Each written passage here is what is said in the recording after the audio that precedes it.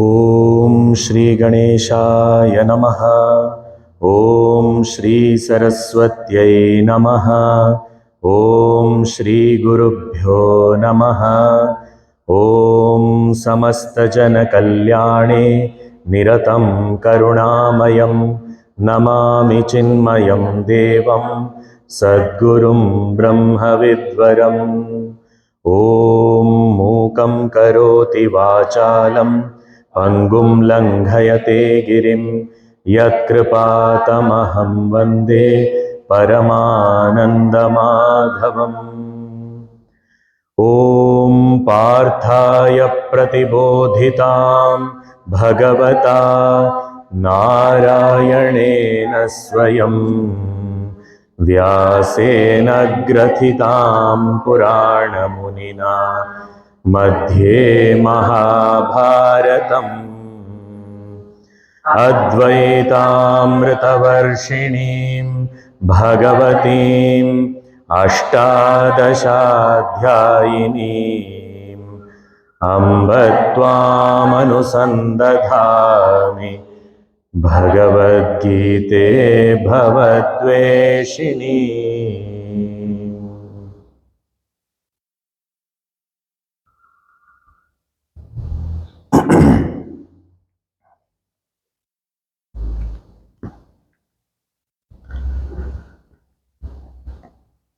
The second chapter of the Bhagavad Gita.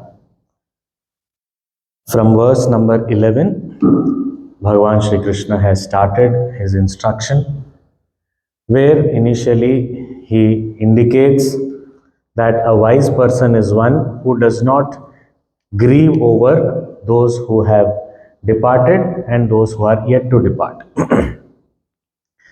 So there is no cause whatsoever to grieve. If we look at the Supreme Self, which is the indweller of all bodies, of all the beings, there was never a time when all these were not there, and there will never be a time when all these will never be there. So the plural is with respect to the body, but indication is towards the self, which is always there. Its existence is never threatened by anything. Then after that, he also gave an example of how different stages of life in this very lifetime, we find that in the different stages of life, we seem to have different bodies, the child body, the youth body, the old age body, etc. So we have changed so many bodies, and it is not giving any pain. Even if there is physical pain, it is not deluding us. It is not feeling like something is getting destroyed. In fact, the new phase, we welcome it also. So there is no delusion as to I am getting destroyed or something is getting destroyed. I feel there is a change that is happening. Similarly, tatha dehantara prapti. So therefore, dhiraha, a wise person, never gets deluded, and if he doesn't get deluded means doesn't grieve also. But what about this joy and sorrow which keeps coming and going in our life? Whenever sorrow comes, we do feel that pain. What about that? So he said that experience also, as an experience, it is just limited to the contact between the senses and the objects. After that contact is over, actually the experience ends, but we tend to hold on to it and extend that experience. And if we understand that the experience is already passed away, it has come, agamaha, apayinaha, it goes away, anityaha, it is never staying on. If we understand this, then again there is no cause of pain or sorrow. So what do? Titikshasva. Bear with it. Have developed that forbearance so that we go through this cheerfully. Okay, it is there, it has come, and it will go away also. Nothing is going to stay on forever. So if joy is not staying on forever and it is our complaint, but it is a blessing that sorrow is also not staying on forever. So that's a good thing. If joy stays forever, we might,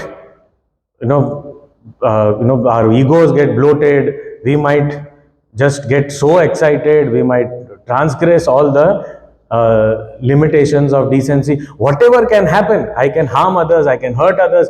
Anything can happen if good times never pass on. And bad times, if they never go away, then I will drown in that. So it is a good thing that it is coming and going, coming and going. So it is a blessing only. So good time also, I don't get so elated, I'm balanced. And the bad times also, I don't get so dejected, I'm balanced. Okay, this is not going to stay on forever. Let's keep moving on. So, agamaha, apayinaha, anityaha, tam sitikshasva. And then we read the next verse also, the 15th verse. Here we can read it once again. Yam hina vyathayantyete purusham purusharshabha samadukha sukham dhiram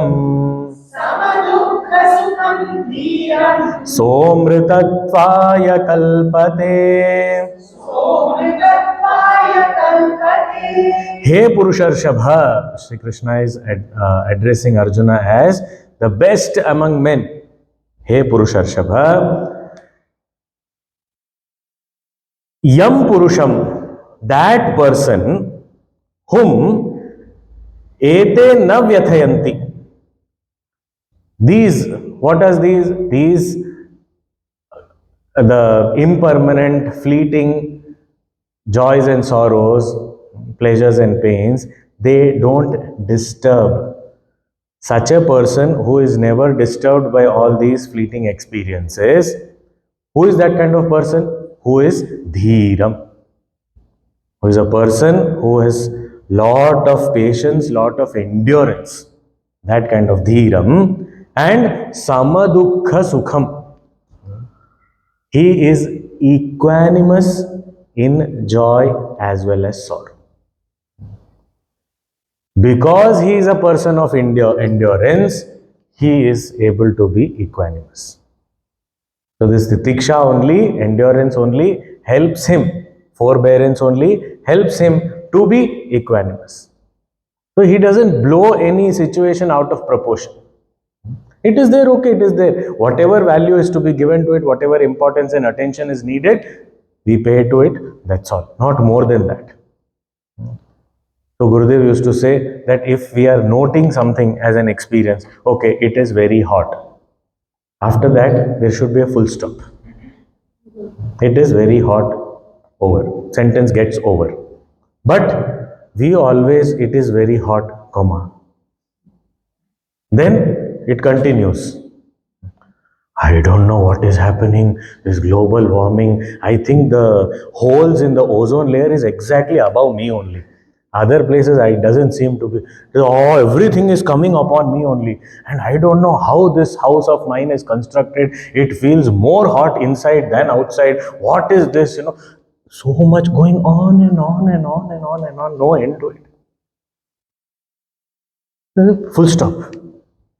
Stop there. It is very hot. Okay. That is information. That is okay. Accepting or acknowledging the fact. That much is fine. But going beyond that is continuous. So, Samadukha sukham, because endurance is there. It is there. Okay. I know. It is not that I am not aware of it. I am aware of it.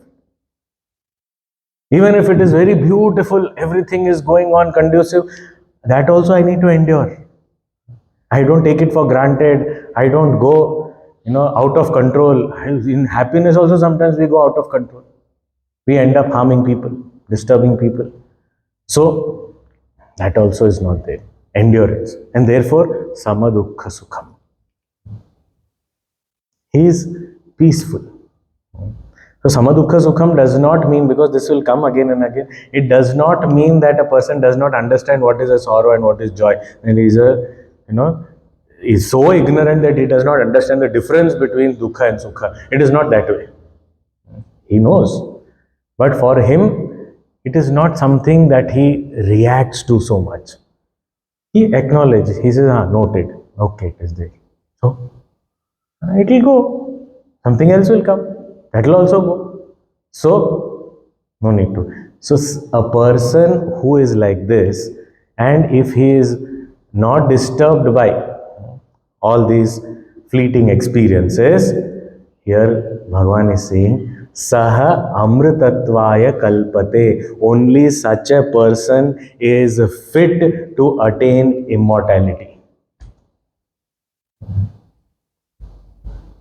So people who keep on complaining, getting disturbed, getting agitated by fleeting experiences are not fit for immortality. The one who has that endurance, who is able to maintain his equanimity and peace, is the one who can attain immortality. Now this is a very, even from the psychological standpoint, if we see, what we keep on repeating in the mind, that's what manifests in our world also. So now if we are going to repeat that which is constantly changing, then that only is going to manifest in our life. But if I am repeating, if I am paying attention to something that is the foundation of all this change, the changeless substratum, then what happens? That will manifest in my life. That is immortality. So if my mind is in the mortal, means constant change, then I will remain there only.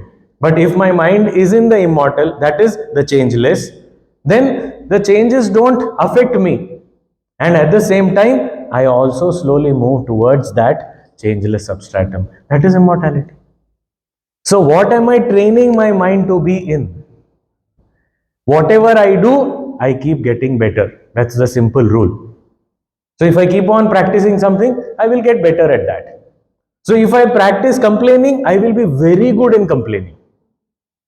If I practice crying, I will be excellent in crying.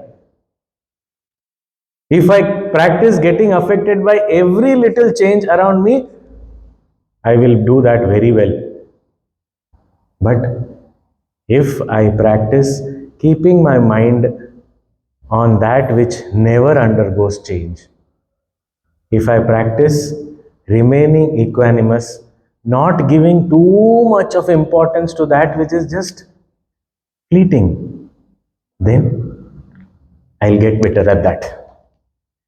My mind will remain at that which is never changing, and that which is never changing, if I completely dissolve in that and abide in that, that is called immortality. So such a person alone, who is never disturbed by these fleeting experiences, is fit to attain immortality, attains immortality. Only such a person attains immortality. Oh, so as we saw in the previous class also, that there is no reason for me to grieve. There is no reason. Even if it is there, it is impermanent. It will come and go away. Little bit of, if I bear with something that is constantly changing, I will eventually attain that which is changeless. So it's okay, bear with it, never mind. What I am paying attention to, that only manifests in my life. And not only that, now here, the next verse is a very beautiful verse. It defines something. Nowhere else we find such a clear-cut definition. What is this? The 16th verse. We'll read that first. नासतो विद्यते भावः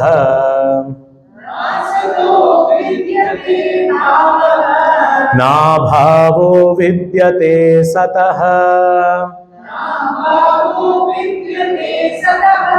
उभयोरपि दृष्टोऽन्तः त्वनयोस्तत्त्वदर्शिभिः.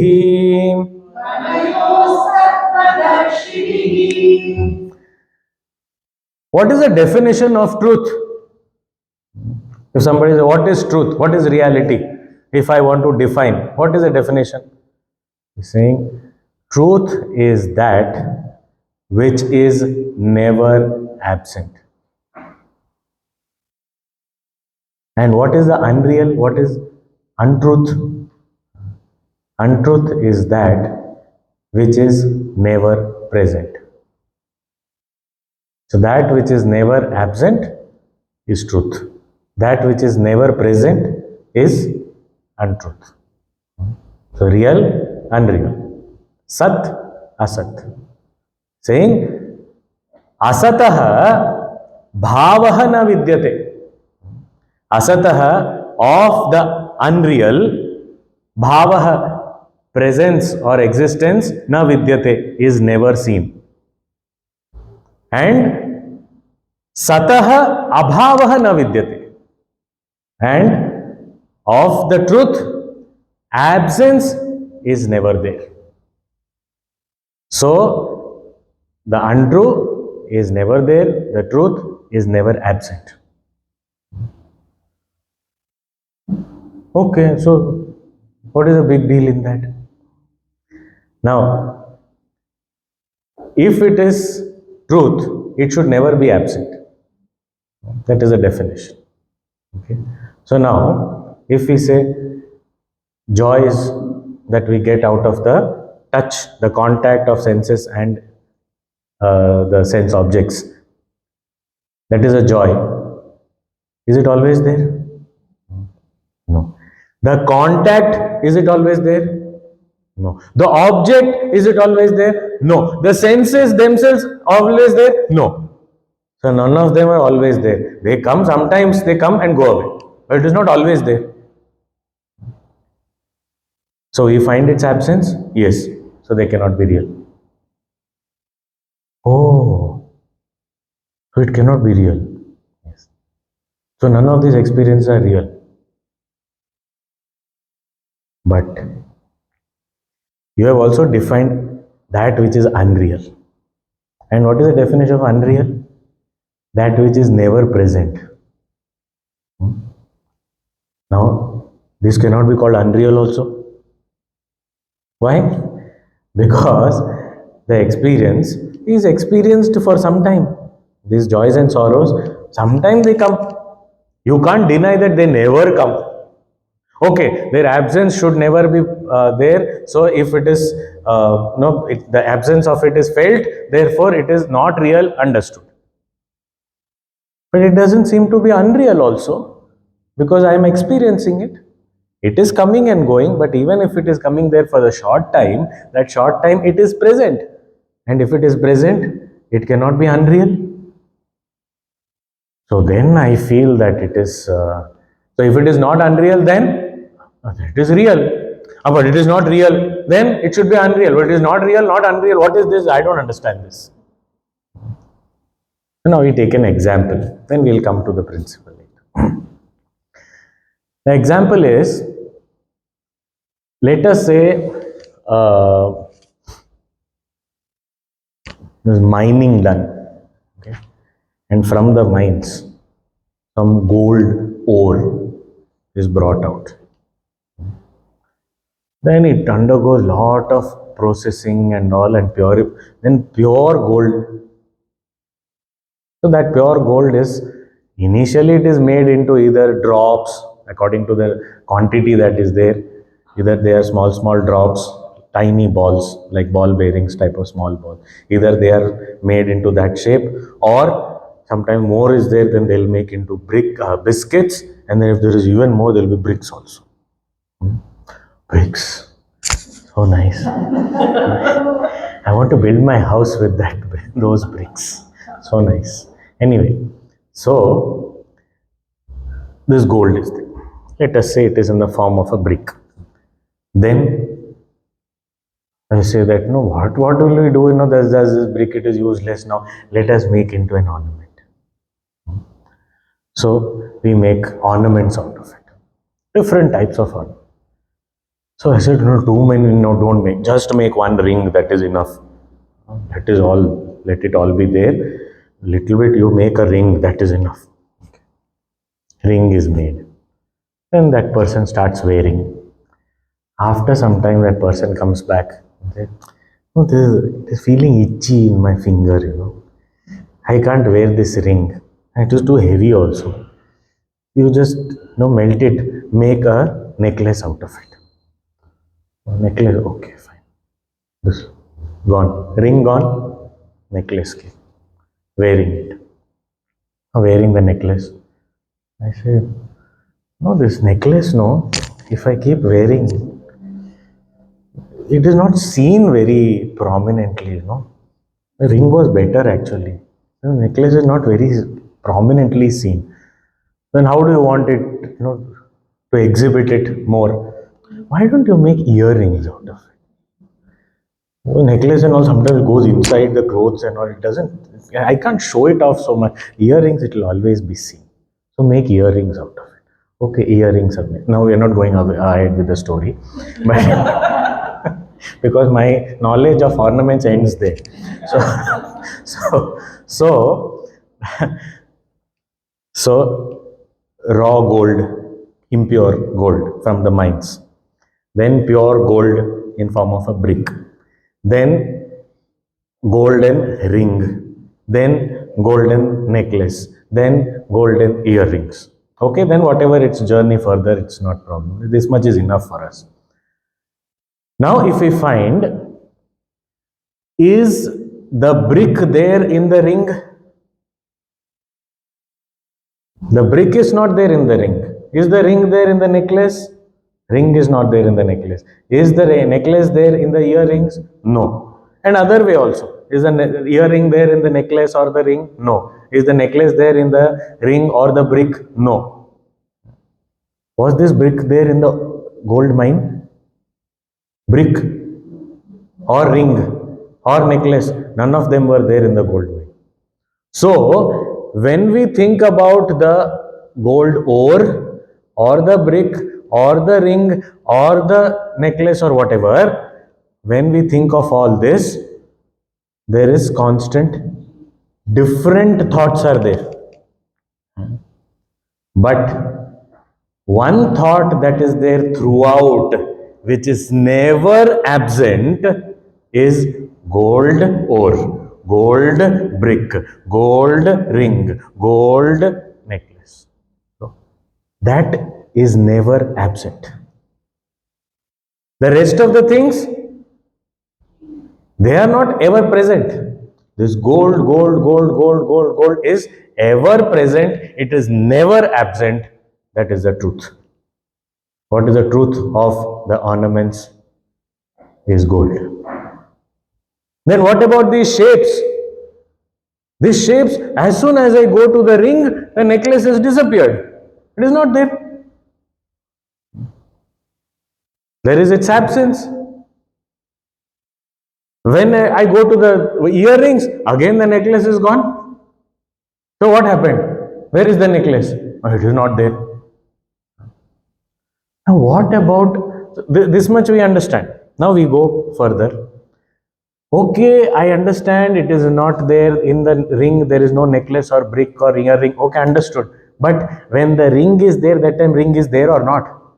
It is there. Then it is present, no? So what is unreal? That which is never present. So my question is about this. It is present at that time. What about that? So we say, okay. Can a ring be made out of, let us say, practical, I think everything, many things can make out of. Okay, can a Actually, look, when mind is creative, then we feel that, yeah, everything is possible. So, okay, why do we make a ring out of gold only? Why don't we make it out of iron? Why don't we make out of stone? It is possible to make a ring out of those things, but it will not be possible to make it in the way a gold ring is made. Why? Because the gold has the ability to take the shape of a ring. Right? That ability is there. Even no, for electric conduction purposes, we use copper wire. Why copper wire only? We can use gold, but we can't afford it. That is why we are using copper wire. It's a better thing. Why don't you use anything else? Why not no other metal? Or use plastic? No, why do you want to use copper only all the time? Plastic doesn't have the conductivity, okay. But other metals, no, other metals don't have that ability to become a wire. So the ability of taking that shape is there in that metal, which is not there equally in any other place. So therefore, so same way ring also, to make a ring or a necklace or an earring or any other ornament, the ability of taking that shape is there in gold. If the same this same statement, I just change the words and presentation, that the ring or the necklace or any other ornament, all these shapes are already there in the gold in the unmanifest state. Can we say that? Ability means what? It is already there. The ring is already there in the gold. The brick is already there in the gold. The necklace is already there in the gold. In unmanifest state. That is what is called as ability. The ability of the gold to become a ring is already there in the gold. And that is what is called the ring is there in the gold in unmanifest state. Means I am not able to see the ring, but the possibility, the potential is there. Do we agree? Yes, it is there. Now, if that potential is already there, when the ring is produced, what is actually happening? What is happening in the production of the ring? That which was already there in potential form is only manifesting. Right? Is there anything new that has come out? If a ring has come out, what is ring? This particular shape. This particular shape was already there in unmanifest form. It has just manifested. So what new is produced? Is there anything new that is produced which was not there before? It was there. It was unmanifest. It was not known. It was not perceivable. But it was there. A wire is already hidden in copper. We just have to pull it out. It will be there. The idol is already hidden in the stone. We have to only chisel away the unwanted parts. The idol is already there. So what new has been produced? Nothing new has come. So that which is truth, that is gold, already has all its effects in the potential form, and it only manifests as effects for some time and then again either changes form or dissolves back into gold. So then, when the ring is there, and my question is that what about that time when the ring is there? Okay, I understand the gold thought never changes, so it is reality. Okay, but I cannot say ring is unreal because it is there for some time. What about that sometime? That sometime also, it is only the potential gold which is manifesting in this form and then going back. So nothing new has been created at all. So which means there is no independent entity called ring other than gold.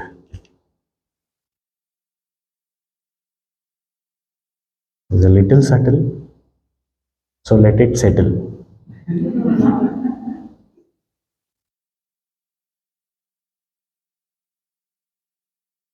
So what we call ring is only the shape, and that shape is already there in the cause, that is the gold. And what is already there and just manifests cannot be called as creation. So there is nothing new that has come out. So at that time when ring is there and I say now the ring is there, so the presence of ring has to be acknowledged. What is it that I am talking about? It is gold only, which had potentially the possibility of becoming a ring. It became and then it went back. So nothing new has been created. So what is there is always there, and other than that, nothing is there. Therefore, if it is asat, means unreality, then never there. If it is sat, reality, ever there, never absent. So if something is absent, it is not reality. If it comes and goes, if we inquire, we understand that coming and going also is actually nothing other than the reality only, which appears to be something new, but actually there is nothing new. So same is the case if we apply to our experiences. Sense organ, sense object, contact, experience. The contact is over, experience is over. How did this contact happen? Sense organs came in contact with the sense objects. Sense objects, is it real? Sense organs, is it real? Real from the definition that we just saw. Never absent. We just need to sleep. We will know all this is unreal. It cannot be real. Sense organ also gone, sense object also gone, contact also gone, experience also gone. So the absence of all is experienced in the deep sleep state itself. You don't have to go far. And so, it is not reality. Because if it was reality, it will never be absent. So, the most important point that Bhagavan is making for Arjuna, even at a transactional plane for all of us, which is very important here to understand, is if we say sorrow, what is sorrow? Sorrow is result of the contact between sense and the sense objects. Is it real? Then the pain, the delusion, the crying. So why am I? So that which is not real. Same way joy. Same thing, contact. So is it real? So if it is not real, then it is like I wake up from the dream. I dreamt that I won $100 million in lottery. And I woke up. Do I celebrate? I don't have money to even pay my regular monthly bills. And here, $100 million. Oh, I am rich, I am rich. Go and I'm buying a new house, new car, new thing, everything I'm buying. Where is the money? It's in my dream. So that person also understands what is this guy coming to. He said, okay, I will send you, don't worry. When? Night you sleep. I will send you the new car, new house, everything I will send. Because dream money is useful only in the dream, not after waking up. So when we understand it is not real, then we don't get elated by that. How many times we must have failed in our exams in the dream? How many times we must have reached late for programs in our dream? These two are the most common dreams that people have. Either failing in exams or reaching late somewhere. So, how many times we do that? Do we feel dejected? On waking up, we don't. In the dream, of course, all the emotions, everything will be. As soon as I understand it is not real, its strength has gone. Which means this is a proof based on our experience itself. This thing, the scripture is only confirming our experience. It is there directly in our experience, saying that if there is something that is perceived as real, it can persecute us. If it is perceived as unreal, it cannot touch us. So as soon as I stop giving it reality, it is not going to touch me. It is not there for me. This is very beautiful. Puja Guruji, we heard from him. He would say, I dreamt I am in a forest. And suddenly I hear the roar of a lion. The lion starts chasing me. I start running. I'm exhausted. At one point, I just stop. I sit down. The lion also comes and sits in front of me. The lion is looking at me. I'm looking at the lion. I'm panting. I'm exhausted. I don't know what to do. I'm thirsty, hungry, afraid. I'm looking at the lion. The lion is looking at me. Then I ask the lion, are you going to eat me now? The lion says, you tell me, it is your dream.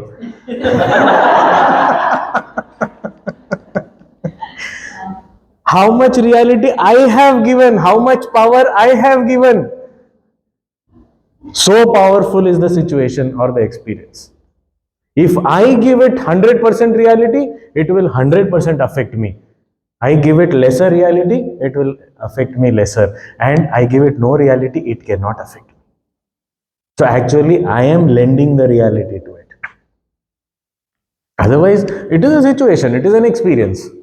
How much reality am I giving it to?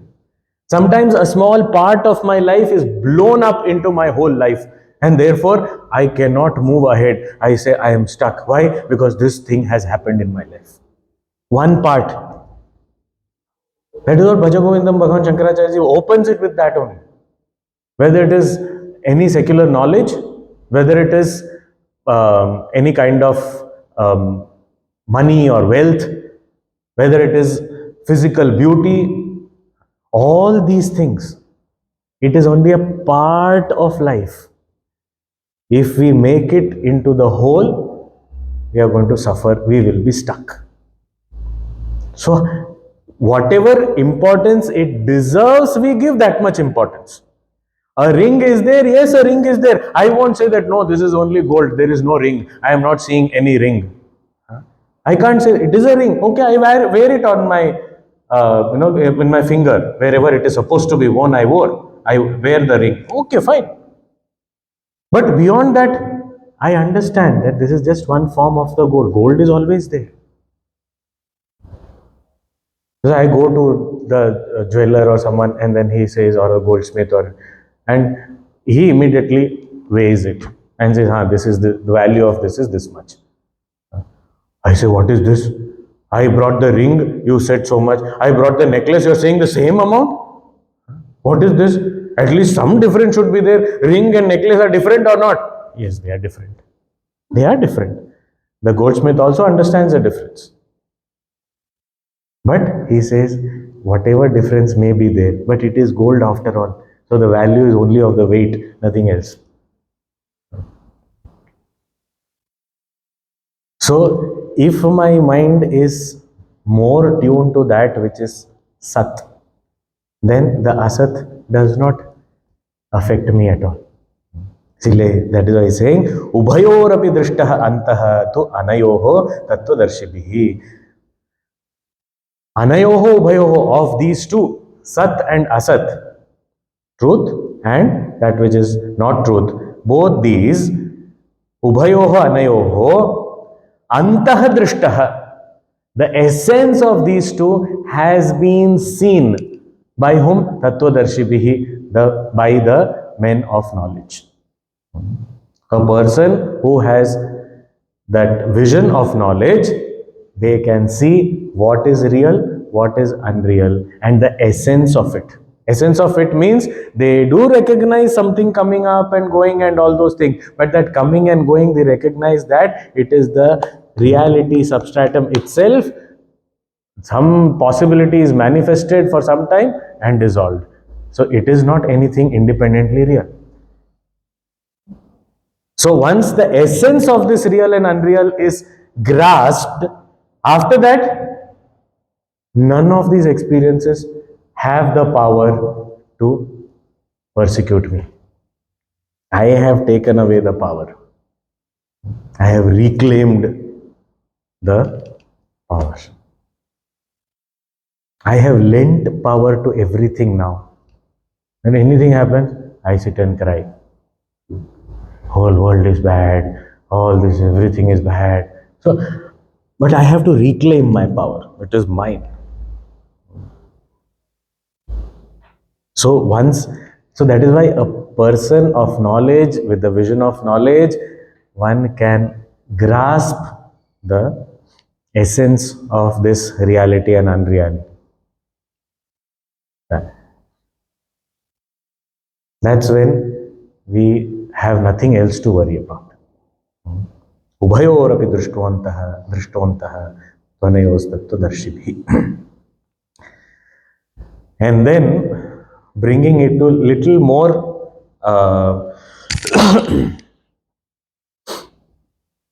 application based instruction. Here Bhagavan, in the next verse, in the 17th verse, he says, Avinashi tu tadviddhi yena sarvamidam tatam vinashamavyyasyasya na kaschit kartumarhati.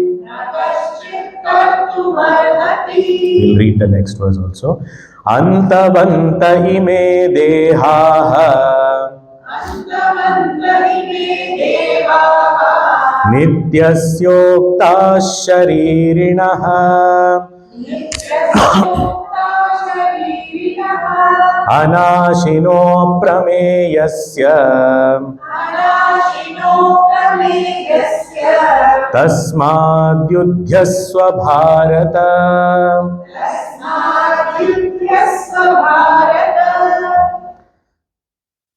So real is that which is never absent, unreal is that which is never present. Now this is definition, okay, and the great people of knowledge have seen this, have seen the essence of this in their lives. How is it applicable for me? I am standing in the battlefield. My problems are different. You don't define real and unreal and then leave it at that. Tell me what is it. And he had demanded also, don't ask me to think. You decide and tell. So here Bhagavan is even helping Arjuna to apply this concept to the situation present. He's saying, Tad vidhi, please know that. What should I know? Avinashi tu tad vidhi, yena sarvam idam tatam. Yena, by which, idam sarvam, all this is tatam. Tatam means pervaded. All this is pervaded by that. Know that by which all this is pervaded. And what is that? Avinashi. That is indestructible. Know that to be indestructible by which all this is pervaded. Tad avinashi viddhi. Okay. And that indestructible reality, asya avyayasya vinasham na kaschit kartumarhati.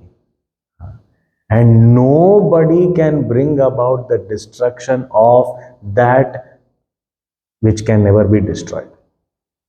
Because of which all this is pervaded. What meaning? Only this much. Know that to be indestructible, by which all this is pervaded. The destruction of such an indestructible one cannot be brought about by anybody. Now, what does this mean? Says that which is that which that which all this is pervaded by.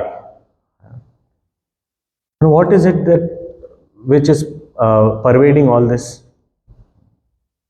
What is that? Again, Sanskrit language and spirituality, they go very close to each other. Here, this word idam, that is a key to this. Idam means what? This. Whenever we indicate an object as this, what does this mean? This means something that is near me, as against that which is away from me. If there are two objects, then the one which is near is called this, and one which is little away from that is called that. So this and that. Now if I go and stand that side, that becomes this becomes that. So this and that are not opposite to each other. If you understand this and understand that also, pronouns are very interesting. But that's where the secret is, or this is where the secret is, because that is where the secret is.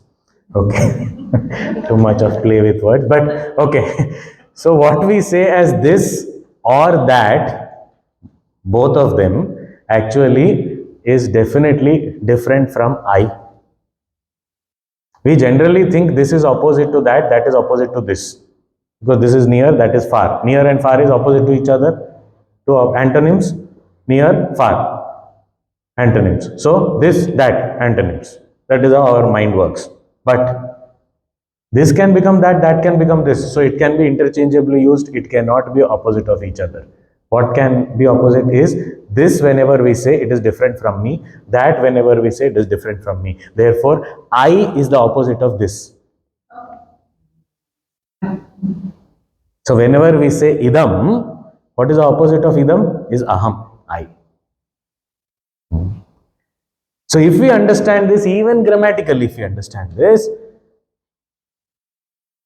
what is said here? Yena sarvam idam tatam. That by which all this is pervaded. If we say that by which all this is pervaded, now this cannot be pervaded by that. Because that and this are essentially one and the same. So this can be pervaded by something different from this. Only then pervading question will come. Otherwise, it is this only. Why should I say that which is pervaded by? Why should I say that? So, if I say all this is pervaded by something, then what can that be? I. And that I is indestructible, can never be destroyed. Now apply this to the definition. What is Sat? That which is never absent. All the experiences come and go, but in and through all this experience, I, gold break, gold chain, gold ring, gold. Like that, I know the gold break, I know the gold ring, I know the gold chain, I know the gold earring, I constant. So I know the gold ring also, I know the mud pot also. So I is common there. And that is Avinashi, never get destroyed. And this unchanging, indestructible self, I, cannot be destroyed by anybody. Na kaschit kartum arhati. Nobody can destroy this. So, application of the definition of real and unreal is here to understand who is the reality here. And that is the reason I lend reality to my experiences, and as much reality I lend, because I am real. The one who is unreal cannot lend any reality. Even in our transactional world, if I have to tell a lie, how does a lie pass off as truth? A lie will not stand as lie. It will stand only as truth. It needs truth to be lent by truth. If I say, come here, I am telling you some lies, nobody is going to listen to me. Huh? But I say, I am telling the truth. Really? Oh, really? Tell me, what is it? Why? Really? So it will pass off only as truth. It can never pass off as lie. Lie also needs the foundation of truth to stand on. But truth does not need any other foundation. It is itself well established. Why? Because it is not coming and going. It is indestructible. Nobody can destroy it. So that is why Vinasham Avyayasyasya, that unchanging, indestructible reality can never be destroyed. And that is me. This is the most important aspect here. How do you apply this Sat and Asat definition? This is how. And going forward, Bhagavan says, Antavanta ime dehaha nityasya ukta sharirinaha. All these bodies, they are all perishable, constantly changing. They will die. But the one who is the embodied one, sharirinaha, the shariri, the embodied one who is dwelling here, that, who is he? Nitya. Nitya means the eternal, unchanging, indestructible, which was mentioned in the previous verse. The same indestructible, eternal self, the embodied one, Shariri. Of these embodied ones, all these bodies are destructible. So this embodied one here is not used in plural. It is singular. But the bodies, dehaha, plural is used. So there are many bodies, but the embodied one is only one. The self is only one. Because reality cannot be two.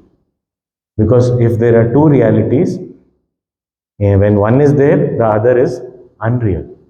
So reality cannot be two. It has to be only one.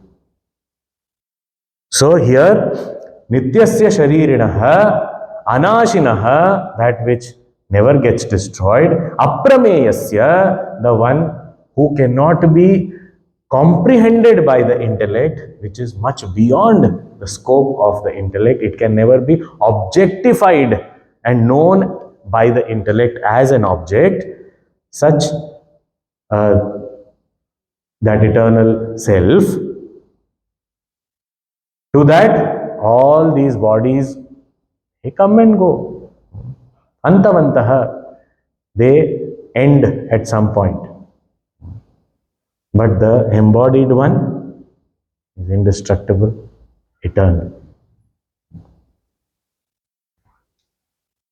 Okay, Bhagavan, I understood what you're saying. So then what is the conclusion after this? Bhagavan concludes, tasmat, therefore, what should I do? Yudhyasva Bharata, get up and fight. So what is the conclusion of this? Get up and fight. What is Bhagavan? You are only saying all these bodies are unreal and all, and I am the immutable, indestructible reality. Then why should I fight? Bhagavan is saying, then why should you not fight? Same logic. If it is only you are the truth and nothing else is the truth, then fight, play. Why should you not fight? But I don't want to fight. There is a problem. The problem is only where my likes and dislikes come into the picture. Otherwise, get up and fight. Now here the fight means yudhyasva, this verb means fight. this verb is going to come so many times in the second chapter and further also. The important point here to understand is Bhagavan is not wanting Arjuna to fight. Bhagavan is wanting Arjuna to do his duty. And here, fighting is his duty. So for us, we have to convert it as perform your duties, not fight. That otherwise, this is the reason we read the translation and say Bhagavad Gita is a very violent scripture. It subscribes to violence, it advises violence, it induces violence, it makes everybody fight with each other. That is what Sri Krishna has told Arjuna, that get up and fight. So this knowledge of Vedanta makes everybody fight. The point is, knowledge of Vedanta says there is no everybody, there is only one. They are playing with each other, the images of each other. There is only one. So it is not fighting here that is meant, it is fulfilling your duty that is meant. Tasmad yudhyasva bharata. Get up and fulfill your duty. Don't sit here crying. Because you feel that I am going to destroy these people. Body anyway is destructible. Antavantah. And self can never be destroyed by anybody. So what are you grieving for? What is the cause of you not wanting to fight? There is no reason to escape this. Get up and do your duty. We also often have this thing of, when somebody is asked to do some task, there's a program, and then somebody said, okay, you introduce the chief guest or somebody, and then you say, I have been given the pleasant task of introducing our chief guest today. Okay, the same person, go and fire that servant. That's a very unpleasant task that has been given to me. So there's a pleasant task, there's an unpleasant task. But when we understand from the duty perspective, it is just duty. Pleasant or unpleasant doesn't count. There is no scope, there is no space for that adjective, that whether it is pleasant or unpleasant. It is a duty, has to be done. That is why Bhagavan is saying, with the highest of knowledge, endowed with that knowledge, keep performing your duties. Otherwise, why would Gurudev, leaving his master, Swami Taponji Maharaj, in Uttar Kashi, such a beautiful, serene, pollution-free environment, where he could just revel in his self, after attaining everything, why should he come down and do? So Gurudev himself has told his Guru, I feel that urge to serve. So after initially discouraging him, Tapon Maharaj also blessed him, go and do. That does not mean that you should do this only. Tapon Maharaj never came down, but he felt this disciple was of his, had that urge to, that compassion was too much, that he could not sit there. He said, okay, go and do. The point is, knowing the highest truth should not make us lazy. So Sri Krishna is only advocating that know the truth, but perform your duties. With the knowledge, when we perform the duties, we will be even better in our action. We will perform better, we will be more efficient, and our actions will be a blessing to the society. Therefore, Tasmad Yudhyasva Bharata. Pick up your weapons and fight. After this, also there is very beautiful verses are there. So we'll take them up in the next class. Om Purnamadah Purnamidam Purnat Purnamudachyate Purnasya Purnamadaya Purnameva Vashishyate. Om Shanti Shanti Shanti. Hari Om Shri Gurubhyo Namaha. Hari Om.